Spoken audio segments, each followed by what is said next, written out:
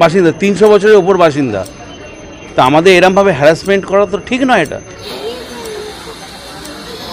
50% সেইভাবে বলছে, তাকে কেন ডাকা হলো আমার কাছে পরিষ্কার নয়। বাইরেই বসিয়ে রেখেছি, কারণ এখানে আপনারা দেখতে পাচ্ছেন হুইল চেয়ার নিয়ে ওকে নিয়ে যাওয়া আমার পক্ষে, সিঁড়ি দিয়ে ওঠানো আমার পক্ষে সম্ভব নয়।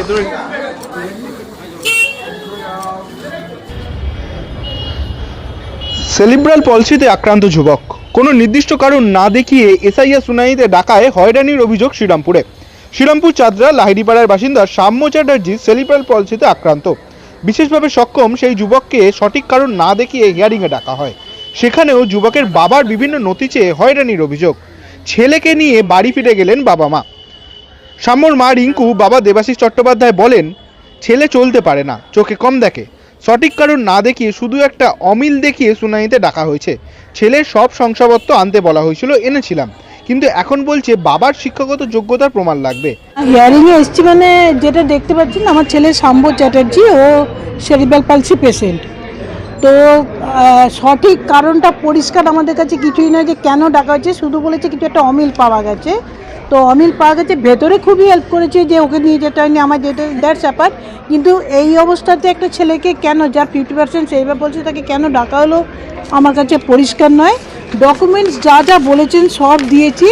তো যেহেতু ওর বাবার নাম দেওয়া আছে, আমাকে বলা হলো ওর বাবার একটা ডকুমেন্টস লাগবে।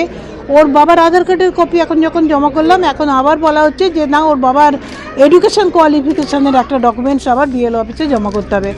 ভেরি মাচ হ্যারাসড, মানে দেখতে পাচ্ছেন কী অবস্থায় ওকে এখানে অবধি নিয়ে এসেছি, নিজে কাজ কামাই করে সমস্ত ক্ষতি সাধন করে এই অবস্থায় ওকে টানতে টানতে নিয়ে এসেছি। যার স্পাইনের সমস্যা, যার পায়ের সমস্যা, যার মাথায় সমস্যা, চোখের এরম পাওয়ার।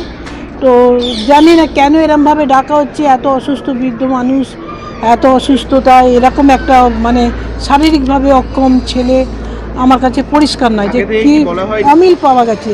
কিসের অমিল, কোথায় অমিল, বাবার নাম না মায়ের নাম না কি দেখাও। কারণ ওর প্রথম দিকে যখন ভোটার কার্ড করানো হয়েছিল, ওর নামটা ভুল করানো হয়েছিল, যেটা ঠিক করানো হয়েছে। তো ঠিক করানোর পরে সেই ভোটার কার্ডও ঠিক করাটা, সেটাও আমার কাছে রয়েছে। দেবাশিসবাবু বলেন, আমার এখন 64 বছর বয়স, শংসাপত্র চাইছে, কোথায় আছে জানি না, যদি খুঁজে পাই তাহলে কিছু হবে, আর না হলে কিছু করার নেই। বলছে আপনার স্কুল সার্টিফিকেট, এই যে 64 বছর বয়স, আমার 65+ বয়স। এই সময় তো আমি বাড়ি শিফট করেছিলাম, তা সেই জন্য আমার এখন কোথায় আছে আমাকে সেটা খুঁজতে হবে। এটা তো আমার পক্ষে এখন দেওয়া সম্ভবপর নয়। এখন আধার কার্ড দেওয়ার পরে যে বলছেন স্কুল সার্টিফিকেট, তা আমি খুবই ডিস্টার্ব ফিল করছি, আমি খুবই হ্যারাস হচ্ছি এরমভাবে। আমরা 2002-এর একদম মানে বোনাফাইড ভোটার, আমরা এখানকার চিরকাল বাসিন্দা, 300 বছরের ওপর বাসিন্দা। তা আমাদের এরমভাবে হ্যারাসমেন্ট করা তো ঠিক নয় এটা সরকারের। আমাদের তখন উনি যেটা বলছেন আমি দেখি, যদি খুঁজে পাই দেবো, না হলে আমার কিছু করার নেই। ছেলেকে এরকম অবস্থায় নিয়ে তো এখানে দাঁড়িয়ে, হ্যাঁ, দাঁড়িয়ে থাকতে হচ্ছে নিশ্চয়ই।